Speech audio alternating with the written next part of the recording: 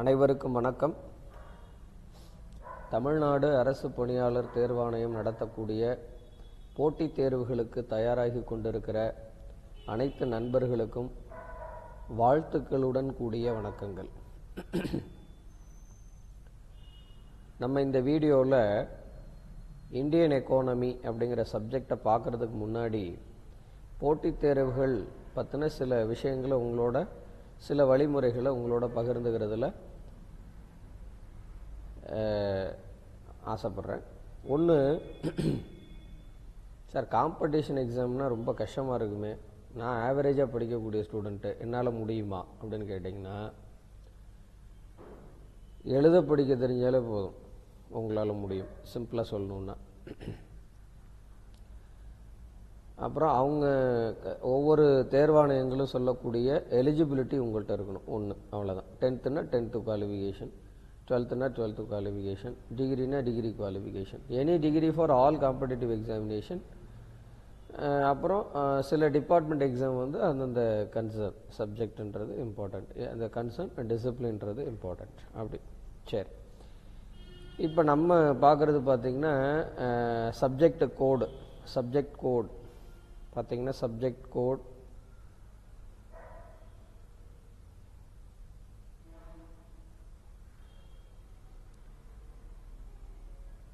Subject code 003 general studies அப்படின்னு சொல்லி, general studies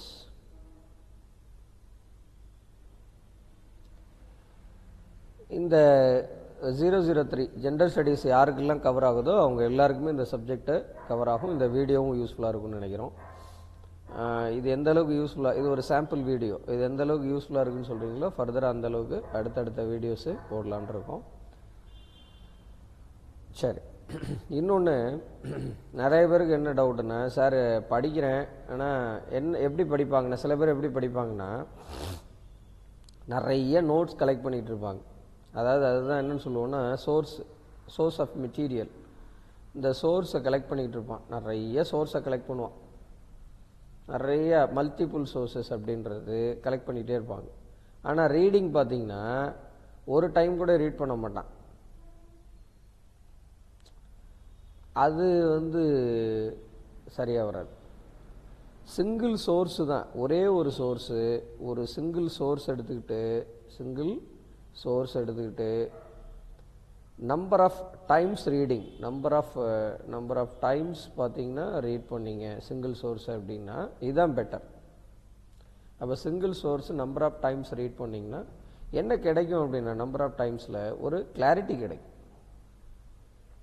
இந்த கிளாரிட்டி தான் உங்களுக்கு காம்படிஷனில் இருக்கக்கூடிய கன்ஃபியூஷன், டெம்ப்டேஷன், இந்த கொஷினுக்கு அந்த ஆன்சரா, இந்த ஆன்சர் வருமா, ஏன்னா எல்லா கொஷினுக்கும் எல்லா ஆன்சருமே பொருந்துகிற மாதிரியே தெரியும். இந்த மாதிரியான சில கன்ஃபியூஷன்ஸ், அந்த டெம்ப்டேஷன்லாம் வராமல் இருக்கணும்னா கிளாரிட்டி இம்பார்ட்டண்ட். அப்போ ஒரு சோர்ஸ் எடுத்து மல்டிபிள் டைம்ஸ் ரீட் பண்ணணும். இன்னொன்று, யாரோ எடுத்த நோட்ஸை நம்ம படிச்சுக்கிட்டு இருப்போம், அதுவும் எனக்கு நோட்ஸ் கொடுங்கன்னு கேட்டுக்கிட்டு இருக்கிறதும் தவறான வழிமுறை. நமக்கு தான் சமச்சீர் கல்வி தான் எல்லா எக்ஸாமுக்கும் பேஸ்ன்னு சொல்லிட்டோம் இல்லையா? அப்போ சமச்சீர் கல்வி புக்ஸை எடுத்து படிக்க ஆரம்பிச்சிட வேண்டியதானே. அப்போ சமச்சீர் கல்வி புக்ஸுன்றதில் நம்ம சோர்ஸாக எடுத்துக்கிட்டோம்னா இதிலேருந்து தான் நம்ம என்ன பண்ணணும், நோட்ஸ் வந்து எடுத்து படிக்கணும். அப்போ own notes our own hint இந்த மாதிரி எடுத்து வச்சுக்கிட்டிங்கன்னா, எது நமக்கு மறக்கும்னு நினைக்கிறோமோ அந்த இதை வந்து ஹிண்ட்டாக எடுத்து வச்சுக்கிட்டு அப்பப்போ நம்ம அதை ரீகால் பண்ணிகிட்டே வந்தோம்னா இட் வில் பி, நமக்கு என்ன கிடைக்கும் அப்படின்னு பார்த்தீங்கன்னா தட் இஸ் கிளாரிட்டி. அப்போ இந்த கிளாரிட்டி தான் நமக்கு காம்படிஷன் எக்ஸாமை சக்ஸஸ் பண்ணுறதுக்கு ரொம்ப ஹெல்ப்ஃபுல்லாக இருக்கும். அப்போ 3 விஷயந்தான்.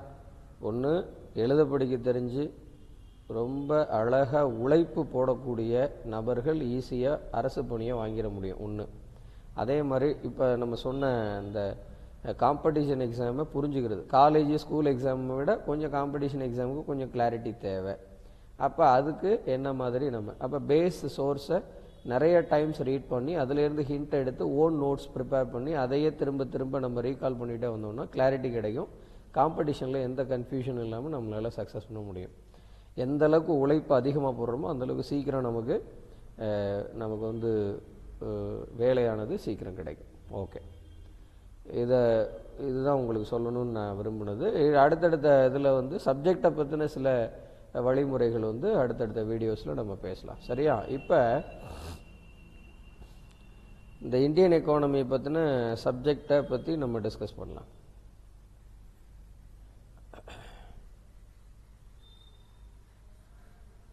அதுக்கு முன்னாடி இந்தியன் எக்கானமி பொருளாதாரம்னா என்ன, பேஸாக ஒரு சின்ன ஒரு இன்ட்ரோடக்ஷன் உங்களுக்கு கொடுத்துடலான்னு நினைக்கிறேன். இந்தியன் எக்கானமியில் நமக்கு தெரிஞ்ச விஷயங்கள் என்னென்ன அப்படின்னா,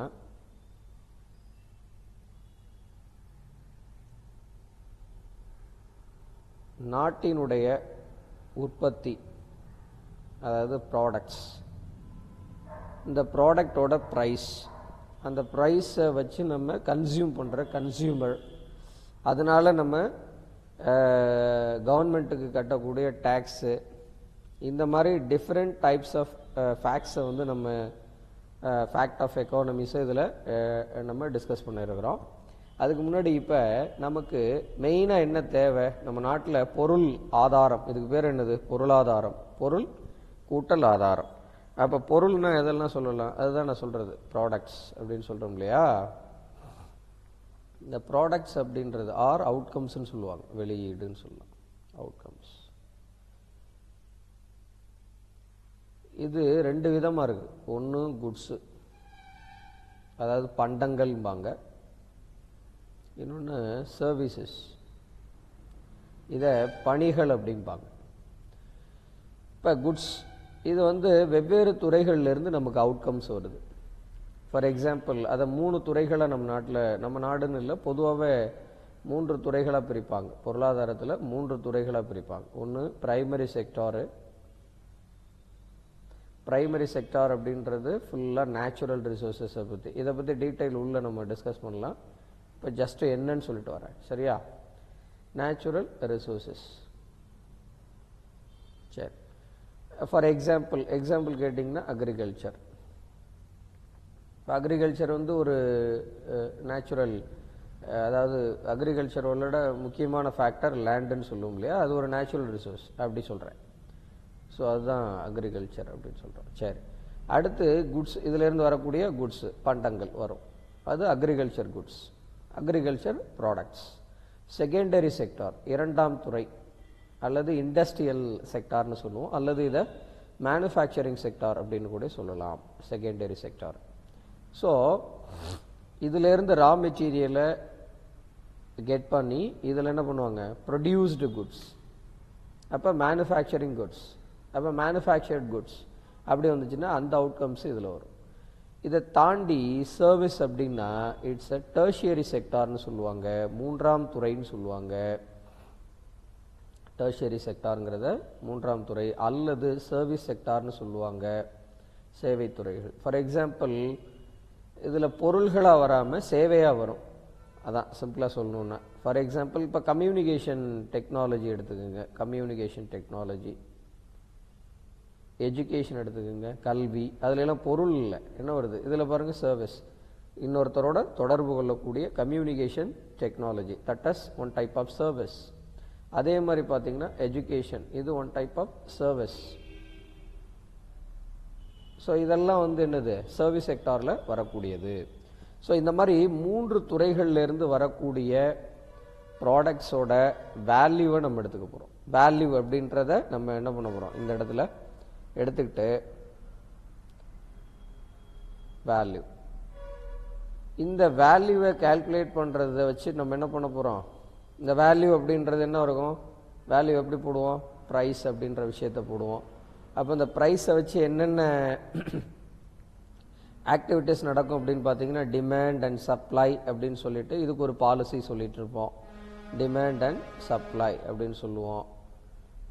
அப்போ ப்ரைஸ் டிபெண்ட் பண்ணி தான் ஒரு பொருளோட தேவையும் அந்த பொருளோட அளிப்பும் இருக்குங்கிறதெல்லாம் இதில் நம்ம டிஸ்கஸ் பண்ணுவோம். ஸோ இந்த வேல்யூ அப்படின்றது எப்படி இருக்கும்னா, ஒன்று நம்ம இந்த ப்ரைஸ் அப்படின்றதெல்லாம் எதில் கோட் பண்ணுறோம், மணி. அப்போ அந்த மணி டிபெண்ட்டாக இருக்கக்கூடிய இதெல்லாம் வந்து பார்த்திங்கன்னா, இப்போ கவர்மெண்ட் வந்து ஒரு மணியை எப்படி ரிலீஸ் பண்ணணுங்கிறது, இந்த மாதிரியான பாலிசி எல்லாம் என்னென்னு சொல்லுவோம், இது ரிலேட்டட் பாலிசி எல்லாமே மானிட்டரி பாலிசி அப்படின்னு சொல்லுவோம். பணக்கொள்கைன்னு பேர். மானிட்டரி பாலிசி மீன்ஸ் பணக்கொள்கை அப்படின்னு சொல்லுவாங்க. இந்த ப்ராடக்ட்ஸ் இதெல்லாம் வருது இல்லையா, இதையே நம்ம இந்த துறைகளில் குட்ஸு அண்ட் சர்வீசஸ் இது எல்லாத்தையுமே மக்களுக்கு எப்படி கொடுக்க போகிறோம் அப்படின்றது தான் நம்ம இந்த இடத்துல. அதாவது நிதி அப்படின்னா இந்த பணத்தை எப்படியெல்லாம் நம்ம ஒரு திட்டமாவோ இல்லை ஒரு செயல்பாடாவோ ஒரு அரசாங்கம் செயல்படுத்த போகுது அப்படின்னா அது ஒரு நிதி கொள்கையாக வகுத்து என்ன பண்ணுவாங்க, ஃபிஸ்கல் பாலிசி. எக்ஸாம்பிள் பார்த்தீங்கன்னா இப்போ நம்ம நாட்டுக்கு ஒவ்வொரு ஆண்டும் அறிவிக்கப்படக்கூடிய பட்ஜெட் பேசுகிறோமா இல்லையா, பட்ஜெட் ஆயில்ஸ் என்னது சொல்கிறோம் நம்ம, பட்ஜெட் என்னன்னு சொல்லுவோம், பட்ஜெட்டு இது ஒரு ஃபிஸ்கல் பாலிசி தான். அதே மாதிரி இதில் தான் இப்போ பட்ஜெட்டுன்னு பேசும்போது அதில் என்ன வருது, இன்கம் அண்ட் எக்ஸ்பெண்டிச்சர்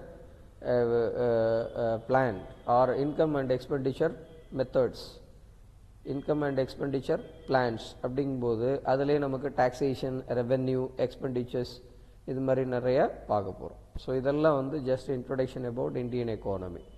அப்போ இந்திய பொருளாதாரங்கிறது இப்போ இதில் நிறைய ஃபேக்டர்ஸை வச்சு இந்தியன் எக்கானமியோட ஃபேக்டர்ஸ் நிறைய சொல்லுவாங்க.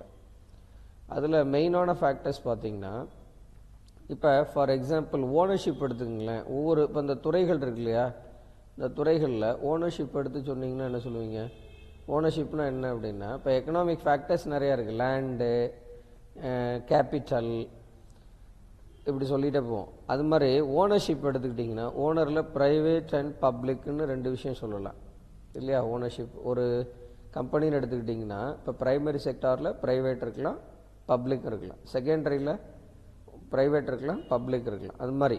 ஸோ ப்ரைவேட் அண்ட் பப்ளிக் அப்படின்னு எடுத்துப்போம். அப்போ இந்த private and public both owned, both own companies participated in Indian economy அப்படிங்கிறதுனால நம்ம இந்தியன் எக்கானமி பேசிக்காக மிக்ஸ்டு எக்கானமியாக இருக்கும். இந்தியன் எக்கானமியை மிக்ஸ்டு எக்கானமின்னு சொல்லலாம். இதை மட்டும் வச்சு நம்ம மிக்ஸ்டு எக்கானமின்னு சொல்கிறது இல்லை. நம்ம நாட்டில் வந்து பார்த்திங்கன்னா பொதுவாகவே பொருளாதார அடிப்படை கொள்கைகளில் பார்த்திங்கன்னா சிலது வந்து பார்த்திங்கன்னா கேபிட்டலிஸ்ட் எக்கானமியாக இருக்கும். கேபிட்டலிஸ்ட்னா என்னன்றதெல்லாம் டீட்டெயிலாக பின்னாடி பார்க்க போகிறோம். சும்மா இங்கே அப்போ capitalist, socialist economy, capitalist economy, that is market based, இப்படியெல்லாம் நம்ம சொல்லிகிட்டே இருப்போம் இல்லையா. ஸோ இதெல்லாம் கலந்து வர்றது நம்ம என்ன சொல்லுவோம்னா மிக்ஸ்ட் எக்கானமின்னு தான் சொல்லுவோம். ஸோ இதை பற்றி நம்ம உள்ளே நிறைய டிஸ்கஸ் பண்ணியிருக்கிறோம். சார் நம்ம வீடியோக்குள்ளே போகலாம்.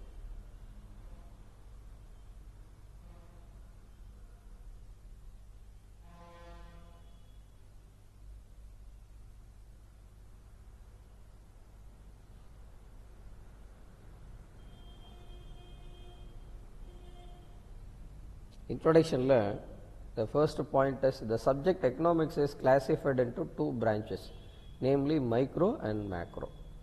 இதில் மைக்ரோன்றது நுண் பொருளாதாரம்னு சொல்லுவோம்.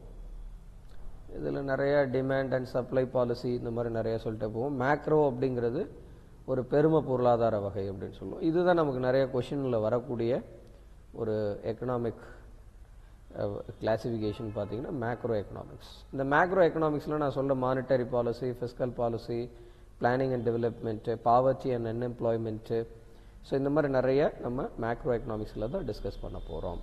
ரைட், நெக்ஸ்ட்டு பார்த்தீங்கன்னா எக்கனாமியை பொறுத்தளவில் ஃபஸ்ட்டு ராக்னர் ஃப்ரிட்ஜ் அப்படின்ற ஒரு Norwegian economist and the co recipient of first Nobel Prize in Economic Sciences coined the words micro meaning small and macro meaning large in the year of 1933. அப்போ ஒரு Norway நாட்டை சேர்ந்த ராக்னர் ஃப்ரிட்ஜ்ன்றவர் தான் ஒரு பொருளாதார வல்லுனர், முதல்ல நோபல் பிரைஸ் எக்கனாமிக்ஸுக்கு வாங்கினவர். அவர் தான் இந்த ரெண்டு வேர்டை கிளாஸிஃபை பண்ணது, மைக்ரோ அண்ட் மேக்ரோன்ற ரெண்டு வேர்ட்ஸை கிளாஸிஃபை பண்ணாருன்னு நமக்கு சொல்கிறாங்க. The next point is however the macroeconomics in its modern form began with John Maynard Keynes and his book The General Theory of Employment, Interest and Money, published in the year of 1936. அப்போ JM Keynes அப்படின்னு நீங்கள் கேள்விப்பட்டிருப்பீங்க. அடிக்கடி எக்கனாமிக்ஸில் கொஷின்லாம் பார்த்துருப்பீங்க. JM Keynes father of modern எக்கானமின்னு சொல்லுவோம். இவரை ஃபாதர் ஆஃப் மாடர்ன் எக்கானமின்னு சொல்லுவோம். அவர் தான் யார்? ஜேஎம் கீன்ஸ்ன்றவர். ஸோ இவரை பற்றி நம்ம நிறைய பின்னாடி டிஸ்கஸ் பண்ண போகிறோம். சரியா? ஸோ அவருடைய புக்கு பார்த்தீங்கன்னா the general theory of employment. நிறைய கான்செப்டை டிஸ்கஸ் பண்ணுறதுக்கு முன்னாடி ஒரு சின்ன இன்ட்ரோ, சில ஹிண்ட் பாயிண்ட்ஸ்லாம் நம்ம பார்த்துக்கிட்டோம்னா ரொம்ப நல்லாயிருக்கும். சரி, நெக்ஸ்ட்டு பாருங்கள். Hence Keynes is regarded as the father of modern economics. Keynes is the father of modern economy. இதான் நம்ம சொன்னது. ஏன்னா நிறைய கொள்கைக்கு என்ன பண்ணியிருப்பாருன்னா டெஃபினிஷன்ஸ் கொடுத்துருப்பார். நிறைய பாலிசிஸ் அண்ட் பிளான்ஸுக்கெல்லாம் நிறைய கொள்கைகள் சொல்லியிருப்பார். அதனால் ஜேஎம் கீன்ஸை ஃபாதர் ஆஃப் மாடர்ன் எக்கனாமிக்ஸ்னு சொல்லுவோம்.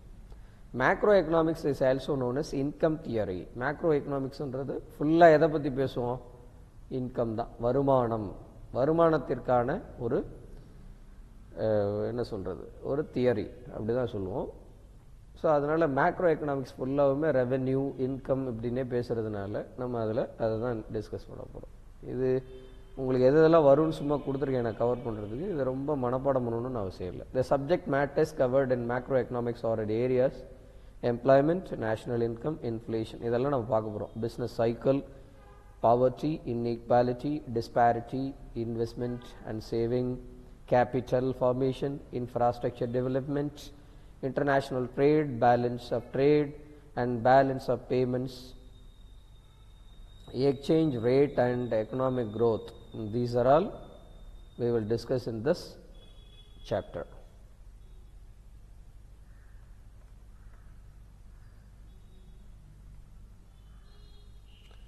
Four definitions. The economist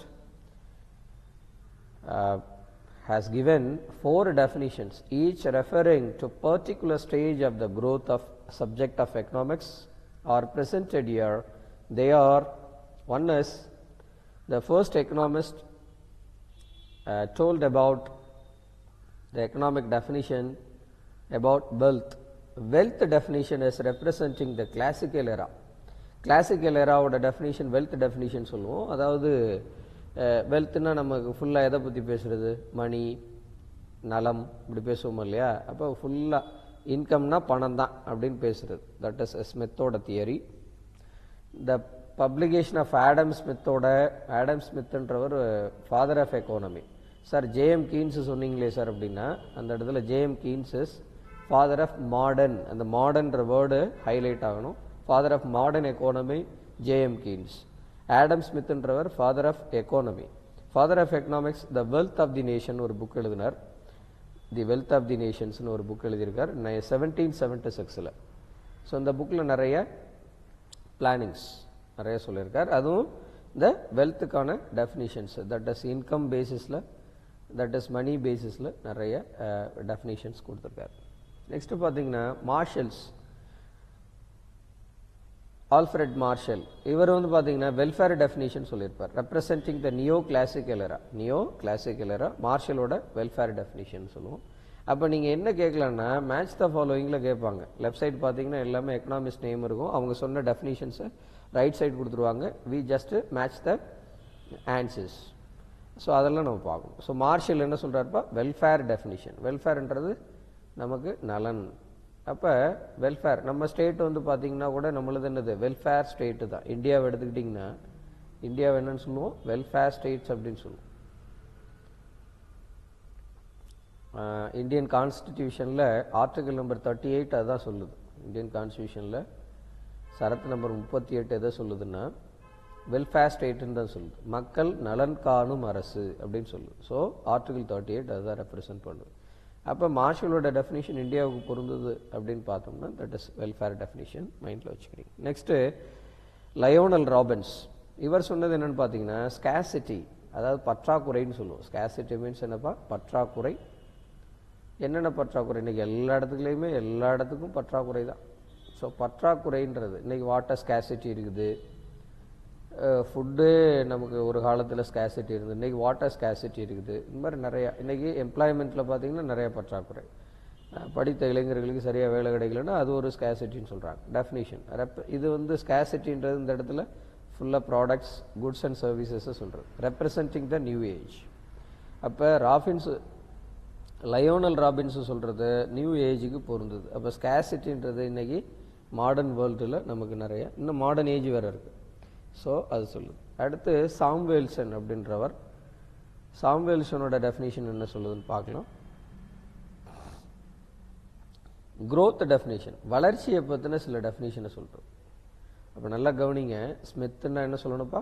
wealth definition, சரியா? மார்ஷலோட டெஃபினிஷன் வெல்ஃபேர் டெஃபினிஷன், நான் தான் ஹைலைட் பண்ணியிருக்கேன் கலர் மாற்றி. ராபின்சன்ன்றது ஸ்கேசிட்டி டெஃபினிஷன், சாம்வேல்சன்றவர் க்ரோத் டெஃபினிஷன். மறந்துடாது, இதெல்லாம் வந்து important. So next point is economy and its types பற்றி டிஸ்கஸ் பண்ணுறோம். First, the term economy has been defined by A.J. Brown as a system by which people earn their living. அப்போ எக்கானமினா என்ன அப்படின்னு பார்த்தீங்கன்னா AJ brown என்ன சொல்கிறார் அப்படின்னு பார்த்தீங்கன்னா, ஒரு சிஸ்டம், அதில் பார்த்தீங்கன்னா பீப்புள் சம்பாதிக்கிறது, தேர் லிவிங், அவ்வளோதான். காமனாக சொல்லணுன்னா வாழ்கிறதுக்காக சம்பாதிக்கிறாங்க அப்படின்ற ஒரு சிம்பிள் டெஃபினேஷன் கொடுக்குறது எக்கானமி அப்படின்றது. ஸோ தட் இஸ் அது மாதிரி நிறைய டெஃபினேஷன். J.R. Hicks அப்படின்றவர் என்ன சொல்கிறார்? an economy is a cooperation of producers and workers to make goods and services that satisfy the wants of the consumers. அப்போ ஒரு நுகர்வோரின் தேவைகளை பூர்த்தி செய்யக்கூடிய பண்டங்கள் மற்றும் பணிகளினுடைய உற்பத்தியாளர்களினுடைய ஒரு ஒரு என்ன சொல்கிறது பங்களிப்பு தான் பொருளாதாரம்னு சொல்லலாம் அப்படின்னு யார் சொல்கிறா? J.R. Hicksன்றவர் சொல்கிறார். ரைட், சரி, இதெல்லாம் இருக்கட்டும் சார். இந்த ஃபண்டமெண்டல் எக்கனாமிக் ஆக்டிவிட்டீஸ்ன்றது என்ன அப்படின்னு பார்த்தீங்கன்னா ப்ரொடக்ஷன் அண்ட் கன்சம்ஷன். ஒரு குட்ஸ் அண்ட் சர்வீசஸை ப்ரொடியூஸ் பண்ணுறாங்க, அதை யாரோ கன்சியூம் பண்ணுறாங்க. அப்போ ப்ரொடியூசர் அண்ட் கன்சியூமர் அப்படின்ற இதுக்கு இடையில் நடக்கக்கூடிய ஆல் த ஆக்டிவிட்டீஸ் அப்படின்ற எல்லாமே எக்கனாமிக் ஆக்டிவிட்டீஸ் அப்படின்றத நம்ம ஒரு ஃபண்டமெண்டல் டெஃபினிஷன்ஸ் அபவுட் எக்கனாமின்னு எடுத்துக்கலாம். சரி, next, these activities are influenced by several economic and non economic activities. எல்லாமே பொருளாதாரம் அல்லாத சில நடவடிக்கைகளில் நம்ம சொல்ல முடியும். ஒன்று பார்த்தீங்கன்னா இப்போ இந்த இடத்துல அந்த major economic activities include transportation, banking, advertising, planning, government policy and others. So இது மாதிரி நிறைய எக்கனாமிக் ஆக்டிவிட்டீஸ் சொல்லலாம். எக்கனாமிக் ஆக்டிவிட்டீஸ்னால் ஒன்றும் இல்லை, பொருளாதாரம், அதாவது எந்தெந்த இடத்துல எல்லாம் பொருள்கள், அதாவது அதோட வேல்யூ, அது மணியாக இருக்கலாம். மணின்றது என்னன்றது நம்ம டெஃபினிஷனில் பார்ப்போம். மணிங்கிறது ஒரு store the value of goods and சர்வீசஸ்ன்றது மணின்னு சொல்லுவோம். இட்ஸ் ஒரு இன்டர்மீடியேட், ஒரு பிரிட்ஜ் மாதிரி. அது ஒரு ஸ்டோர் பண்ண வேண்டிய ஒரு என்டிட்டி, அவ்வளோதான் மணி அப்படின்றது. இப்போ transportation, banking, advertising, planning, government policy, these are all major economic ஆக்டிவிட்டீஸ்ன்னு சொல்லலாம். Right, next non economic activities என்ன sir? Environment, health, education, entertainment, governance, regulations etcetera. இதில் நான் எக்கனாமிக்னு ஏன் சார் சொல்கிறீங்க? இப்போ என்விரான்மெண்ட்டுன்னா அது சுத்தமாக வச்சுக்கலாம், சுத்தமாக வச்சுக்கிறாமே இருக்கலாம் அப்படின்னு சில பேர் இருக்கிறோம். ஆனால் சுத்தமாக வச்சுருந்தா நமக்கு சுகாதார சீர்கேடு வராது. சுகாதார சீர்கேடு வரலைன்னா நம்ம மெடிக்கலில் போக வேண்டியதில்லை இல்லையா? அப்போ மெடிக்கல் ட்ரீட்மெண்ட்டுன்னு போக வேண்டியதில்லை. அப்போ அந்த இடத்துல நமக்கு மருத்துவம் தேவைப்படாது. அப்போ என்விரான்மெண்ட், நம்ம சுற்றுப்புறச் சூழலை நல்லா வச்சுக்கிட்டோம்னா நமக்கு நோய் வர்றதுக்கு வாய்ப்பு இல்லை. நமக்கு இயற்கையாகவே நிறைய கிடைக்க வேண்டிய எல்லா நலனும் கிடைக்கும். அப்படிங்கும்போது அது ஒரு இன்டைரக்ட் ஆக்டிவிட்டியாக தான் இருக்க ஒழிய டைரெக்டாக எக்கனாமிக்கோட பார்ட்டிசிபேஷன்றது ரொம்ப கம்மின்றதுனால அப்படி சொல்கிறோம். ஹெல்த்து, எஜுகேஷன், சுகாதாரம், கல்வி, இதெல்லாம் கிடைக்காமே சில பேர் இருக்காங்க. அப்போ அவங்கெல்லாம் வந்து எக்கனாமிக் ஆக்டிவிட்டியில் வர்றாங்களா அப்படின்னா அவங்க வாழாமல் இருக்காங்களா?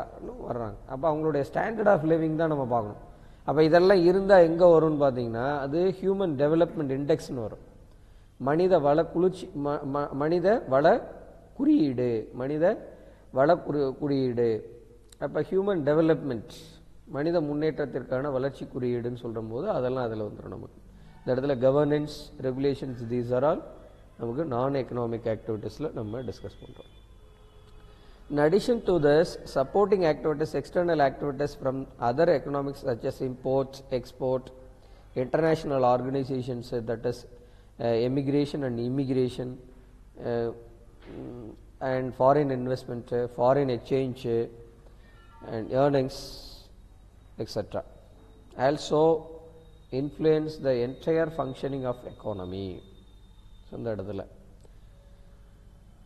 எமிக்ரேட் ஆகிறது, இமிக்ரேட் ஆகிறது. இமிக்ரேட் ஆகிறதுனா நமக்கு வந்து என்ட்ரி உள்ள ஒரு நாட்டுக்குள்ளே உள்ளே வரும்போது இமிக்ரேட், வெளியில் குடிபெயர்ந்து போனீங்கன்னா எமிக்ரேட் ஆகுறீங்க அப்படின்னு சொல்லுவோம். That is emigration. ரெண்டு சேம் தான் ஆக்சுவலாக. குடி உரிமைன்னு தான் சொல்லுவோம் இந்த இடத்துல, அதாவது அங்கே வசிக்கிறதுக்கான உரிமை பெறுவதுன்னு தான் அர்த்தம். அது இங்கேருந்து இடம்பெயர்ந்தால் எமிக்ரேஷன் சொல்லுவீங்க, ஒரு நாட்டுக்குள்ளே உள்ளே வரும்போது அந்த உரிமையை பெறும்போது அது இமிக்ரேஷன் சொல்லுவோம். ஸோ இதுதான் டிஃப்ரென்ஸ். அதில் அதேபோது இம்போர்ட் எக்ஸ்போர்ட்ன்றது ஏற்றுமதி இறக்குமதிகளை பற்றி பேசுவோம். அப்புறம் நம்மளுடைய அந்நிய செலாவணி, தட் இஸ் அதே மாதிரி சர்வதேச உறவுகள், இன்டர்நேஷ்னல் ரிலேஷன்ஸை பற்றி பேசுவோம். ஒரு நாடு வந்து இன்னொரு நாட்டோட பொருளாதார தொடர்புகளை ஏற்படுத்திக்கிறத பற்றி பேசுவோம். அதெல்லாம் வந்து தான் இதில் நம்ம டிஸ்கஸ் பண்ணுறோம். ரைட், இதெல்லாம் வந்து ஜஸ்ட்டு என்ன பார்க்குறோங்கிறத ஒரு ஐடியா தான் கொடுத்துட்டு இருக்கேன் நான்.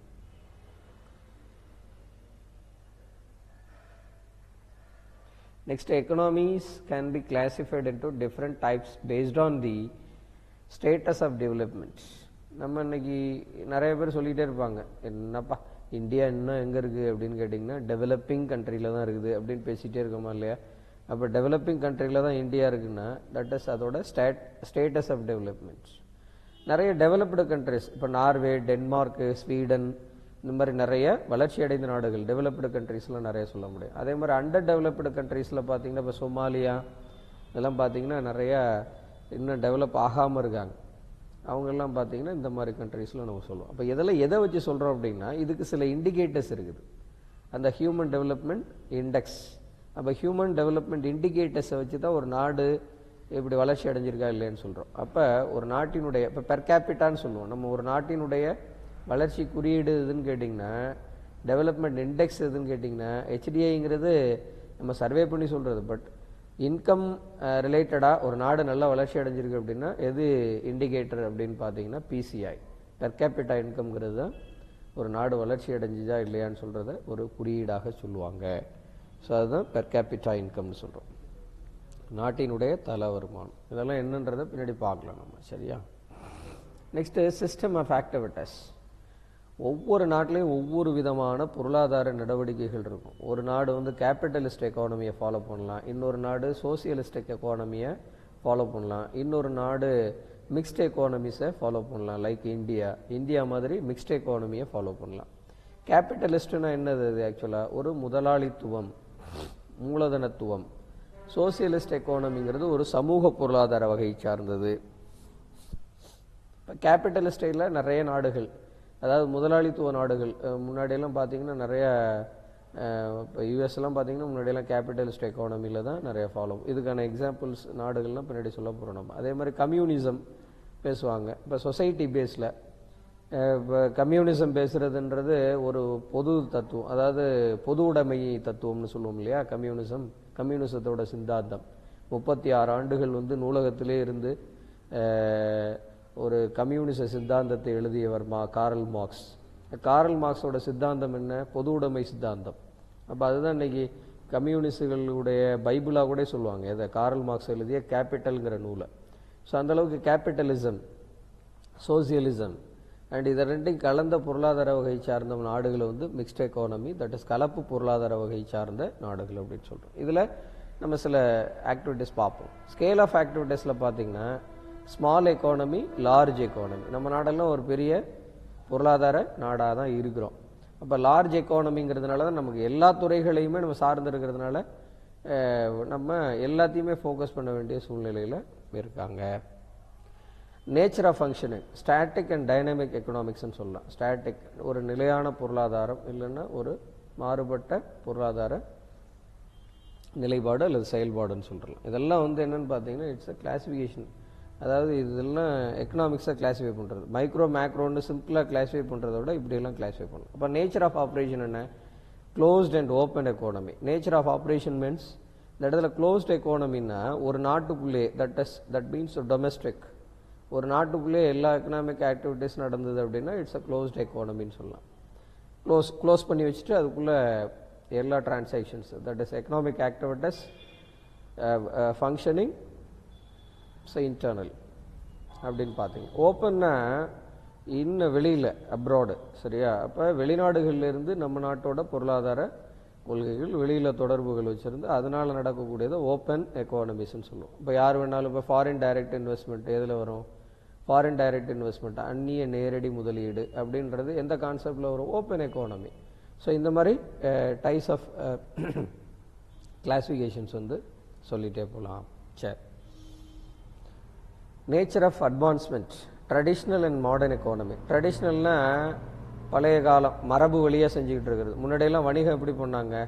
பார்ட்டர் சிஸ்டம்னு சொல்லுவோம். பார்ட்டருங்கிறது ஒரு ட்ரெடிஷ்னல், அதாவது பண்டமாற்று முறைன்னு சொல்லுவோம். இன்றைக்கி கிராமங்கள்லாம் பார்த்தீங்கன்னா, ஏக்கா நீங்கள் கொஞ்சம் ஒரு டம்ளர் ஜீனி கொடுங்கக்கா, நான் அப்புறம் ரேஷன் கடையில் வாங்கி உங்களுக்கு தந்துறேன் அப்படின்ட்டு ஒரு டம்ளர் ஜீனியை வாங்கிக்கிட்டு அதே ஜீனியை திரும்ப கொடுக்குறது ஒரு பக்கம் இருக்கட்டும். அது நான் எக்கனாமிக்கில், அதாவது கவுண்டபுளாக வராது, ஆக்சுவலாக எக்கனாமிக்கில் வராது இல்லையா? ஏன்னா அதெல்லாம் பண்டமாற்று முறையில் போயிடுது. அப்படியே இல்லைன்னா அரிசியை வாங்கிட்டு கோதுமை நெட்டருக்கு வாங்கிக்கிறீங்களாங்கிறது, இல்லை உளுந்து எங்கள் வயலில் விளைஞ்சி நீங்கள் நெல்லை கொடுத்துட்டு மாற்றிக்கிறீங்களாங்கிறது.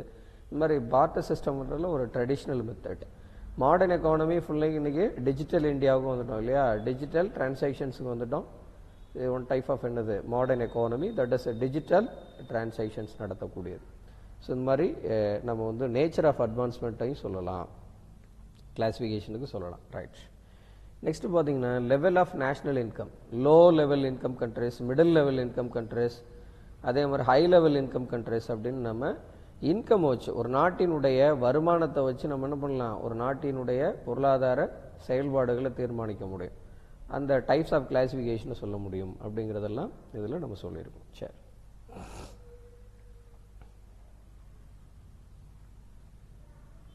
நெக்ஸ்ட் பார்த்தீங்கன்னா எக்கனாமிக் சிஸ்டம். இந்த எக்கனாமிக் சிஸ்டமில் 3 டைப் ஆஃப் எக்கனாமிக் சிஸ்டம் சொல்ல முடியும். ஒன்று 3 major types of economic systems. They are capitalist economy சொன்னேன் இல்லையா? தட் இஸ் கேபிட்டலிசம்னு சொன்னேன். இன்னொன்று என்னென்னு பார்த்தீங்கன்னா socialist economy, socialism. Mixed economy, mixedism. ஒவ்வொன்றையும் தனித்தனியாக பார்க்கலாம். இப்போ capitalism, socialism are 2 extent opposite. எப்படி சார்? கேபிட்டலிசம்னா என்ன அப்படின்னா டோட்டல் ஃப்ரீடம் இருக்கும். இந்த இடத்துல டோட்டல் ஃப்ரீடம் இருக்கும், தட் இஸ் கேபிட்டலிசம். ஏன் அப்படின்னா பிரைவேட் ஓனர்ஷிப் அதிகமாக இருக்கிறது. முதலாளித்துவம்னா என்ன? ஒரு பொருளை உற்பத்தி செஞ்சுட்டு அந்த பொருளில் முழு அதிகாரத்தை செலுத்தக்கூடியது. ஏன்னா அந்த பொருளுக்கு முதலாளி யார்? That is capital. யார் இன்வெஸ்ட்மெண்ட் போட்டானோ, யார் கேபிட்டல் போட்டாங்களோ அவங்க தான் யார்? முதலாளித்துவம். அதுதான் அந்த இடத்துல அவங்க தான் பிரைவேட் ஓனர்ஷிப்போட ஒரு மாஸ் காட்டுவாங்க. அதுதான் என்னது? கேபிட்டலிசம்னு சொல்லுவோம். அப்போ டோட்டல் ஃப்ரீடம் இருக்கா இல்லையா அந்த இடத்துல? ஸோ அந்த மாதிரி total freedom of private ownership இருந்ததுன்னா தட் இஸ் கேபிட்டலிசம்னு சொல்லுவோம். அது ப்ரைஸ் ஃபிக்ஸிங் மெக்கானிசம், ப்ரைஸ் மெக்கானிசமில் அதோட இம்பேக்ட் அதிகமாக இருக்கும். அதனால் ஒரு நாடு என்ன ஆகாது, அதாவது சாதாரண மக்கள் அந்த பொருளை வாங்க முடியாது. ஏன்னா அவர் ஃபிக்ஸ் பண்ணுற ரேட் கூட இருந்துச்சுன்னா எப்படி சாதாரண மனிதெல்லாம் வாங்கி யூஸ் பண்ண முடியும்? இந்த மாதிரியான சில ப்ராக்டிக்கல் டிஃபிகல்ட்டிஸ் வரும். சோசியலிசம்னா என்ன? No freedom for privates. அந்த இடத்துல ஹைலைட் பண்ணியிருக்க பாயிண்ட்ஸ் இம்பார்ட்டண்ட். அப்போ சோசியலிசம்னா என்ன அப்படின்னு பார்த்தீங்கன்னா no freedom for privates and there is public ownership of means of productions. அப்போ இந்த இடத்துல கவர்மெண்ட் வரலாம் இல்லையா? இப்போ நோ ஃப்ரீடம் ப்ரைவேட் அப்படிங்கும்போது என்ன பண்ணலாம்? பப்ளிக். அப்போ பப்ளிக்னா பப்ளிக் செக்டார் யூனிட்ஸ், பிஎஸ்யூ நிறையா வரலாம். பிஎஸ்யூனா முழுவதும் அரசு துறைகளாக இருக்கிறது நம்ம நாட்டை பொறுத்தளவில். அதே மாதிரி அதே துறைகளில் ப்ரைவேட் ஓனர்ஷிப் இருக்கிறது. இது ரெண்டுமே கலந்துருந்தால் மிக்சடிசம்னு சொல்கிறோம். That is India. அப்போ கோ எக்ஸிஸ்டன்ஸ் ஆஃப் கேபிட்டலிசம் அண்ட் சோசியலிசம்னு எடுத்துக்கிட்டிங்கன்னா தட் இஸ் மிக்சடிசம் அப்படின்னு சொல்லுவோம். சரியாப்பா? ரைட். நான் வீடியோன்றதுனால ரொம்ப ஷார்ட்டாக சில விஷயங்களை சொல்லிட்டு போயிட்டே இருப்பேன். இதே ஆஃப்லைன் அப்படிங்கும்போது நிறைய பேச முடியும். நம்மள ஆன்லைன்னு சில வீடியோங்கிறபோது சில பேருக்கு போர் அடிக்கும். அதனால் நம்ம ஷார்ட் எக்ஸ்ப்ளனேஷன் கொடுத்துட்டு போயிட்டுருக்கோம். நீங்கள் பாயிண்ட்ஸ் எடுத்துக்கோங்க. சரியா? Adam Smith is a father of capitalism. Adam ஸ்மித்ன்றவர் father of capitalism. Capitalist economy is also termed as a free economy. That is free economy means இதை லைசிஸ் ஃபேர் அப்படிம்பாங்க. லைசிஸ் ஃபேர் அப்படின்றது என்ன அப்படின்னா லைசிஸ் ஃபேர் அப்படின்னா Latin வேர்டில் that is market எக்கானமின்னு பேர். ஒரு ஃப்ரீ ட்ரேட் இருக்கும், அதுதான் இந்த இடத்துல இந்த இடத்துல ஃப்ரீ எக்கானமி ஆர் ஃப்ரீ ட்ரேடுன்னு வச்சுக்கலாம். லைசிஸ் ஃபேர்னா என்ன தங்கம்? ஃப்ரீ ட்ரேட் அப்படின்னு வச்சுக்கலாம். Free trade.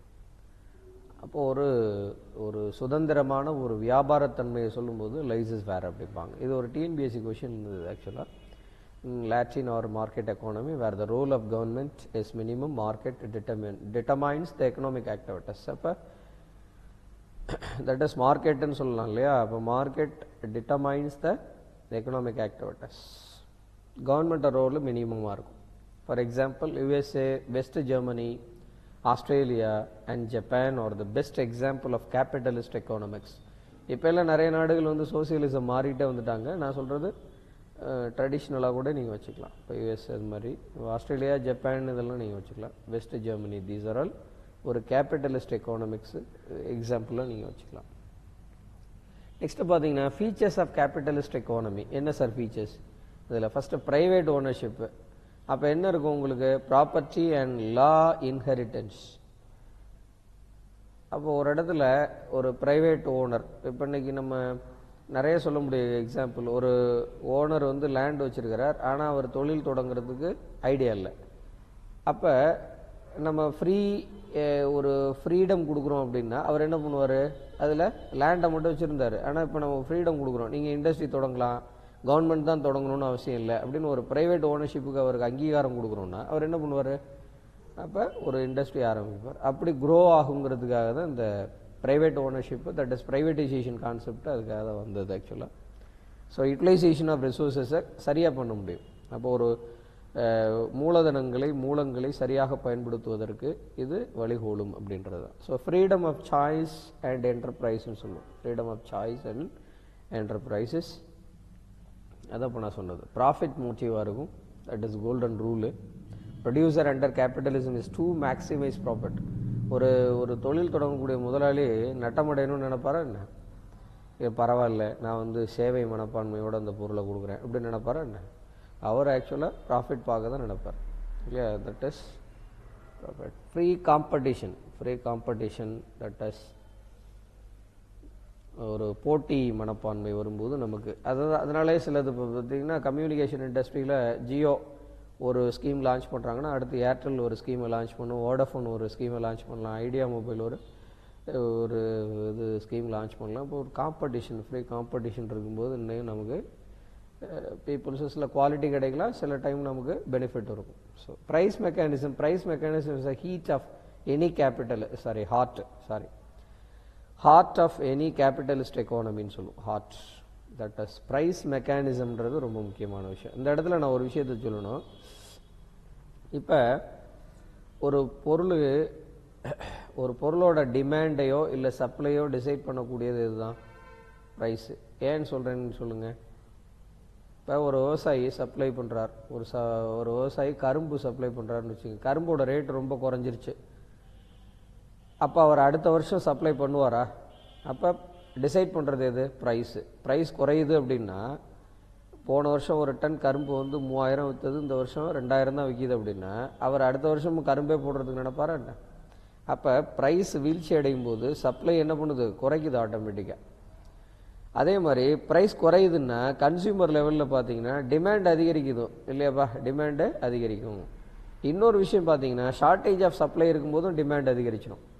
இப்போ டொமேட்டோ, தட் இஸ் தக்காளி எடுத்துக்கிட்டிங்கன்னா தக்காளியோட ப்ரைஸ் குறைஞ்சிது அப்படின்னா ₹1 விற்கிதுன்னு வச்சுங்க, சப்ளையர் பாதிக்கப்படுவார், அதனால் சப்ளை குறையும். அடுத்தடுத்து பார்க்கும்போது சப்ளை குறைஞ்சிரும். ஏன்னா தக்காளி பயிரிட்டோம்னா நமக்கு லாபம் இல்லைன்னு சப்ளையர் குறைச்சிருவார். ஆனால் டிமாண்டு அதிகரிச்சுட்டே போகும். இப்போ ரேட்டு குறைஞ்சிருக்கு, வாங்கி வைடான்னு சொல்லிட்டு என்ன பண்ணுவோம்? டிமாண்ட். அப்போ டிமாண்ட் அண்ட் சப்ளை ரெண்டு ஃபேக்டரை டிசைட் பண்ணக்கூடிய ஒரு டிசைடிங் ஃபேக்டராக எது இருக்குது அப்படின்னா ப்ரைஸு. இது ஒரு டிஎன்பிஎஸ்சி கொஷின். அப்போ டிமாண்ட் அண்ட் சப்ளையை டிசைட் பண்ணக்கூடிய டிசைடிங் ஃபேக்டர் எதுன்னு கேட்டால் ப்ரைஸை தான் நீங்கள் சொல்லணும். That is price mechanism. அப்போ ப்ரைஸ் மெக்கானிசம்ன்றது ஒரு important capitalist economy, that is heart of any capitalist எக்கானமின்னு சொல்லுவாங்க. ரைட். நெக்ஸ்ட்டு நம்ம பார்க்குறது ரோல் ஆஃப் கவர்மெண்ட். கவர்மெண்ட்டோட ரோல் என்ன அப்படின்றது capitalist economy, that is inequalities of income. இந்த இடத்துல என்ன ஆகும்னா முதலாளிகளாகவே போயிட்டே இருக்கிறது, தட் இஸ் இன்இக்வாலிட்டி இருக்கும். அப்போ சமநிலை இல்லாத ஒரு பொருளாதார சார்பு இருக்கும் இந்த இடத்துல. ஸோ அதுதான் அப்படி சொல்லுவோம். ரைட். Next socialist economy. இதை நெக்ஸ்ட்டு வீடியோவில் இதுக்கப்புறம் வரக்கூடியதை நம்ம நெக்ஸ்ட்டு வீடியோவில் கண்டினியூ பண்ணலாம். இந்த வீடியோ உங்களுக்கு யூஸ்ஃபுல்லாக இருந்துச்சுன்னா உங்கள் கமெண்ட்ஸை நீங்கள் பதிவு பண்ணுங்கள். பேஸ்ட் ஆன் யுவர் ரெஸ்பான்ஸு அடுத்தடுத்த வீடியோ இதோட கண்டினியூட்டி வீடியோஸு அடுத்தடுத்துல நான் அடுத்த பதிவில் பதிவு பண்ணுறேன். அனைவருக்கும் நன்றி.